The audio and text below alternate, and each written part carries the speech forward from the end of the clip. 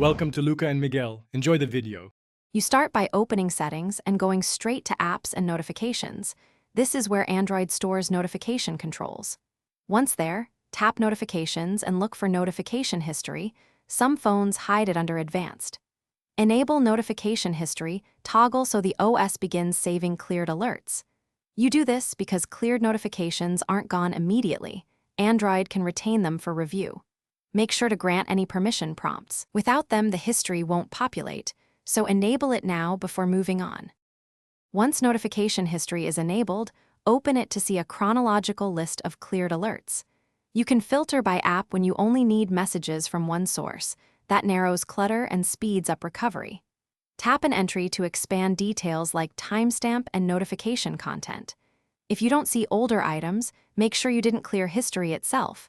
Android keeps only recent notifications, so act quickly. Also check notification permissions for specific apps, so future alerts are recorded. To finish, tap a cleared notification to reopen the app or perform its original action. This recovers what you need. If notification history is empty, make sure the toggle is on and that individual apps have notification access. You may need to re-enable permissions. When things still fail, restart your device and check for Android updates because system bugs can block history. If problems persist, clear settings cache or consult device support. But first confirm the history toggle and app permissions are correct. Thanks for watching and please subscribe. It's the best investment you'll ever make.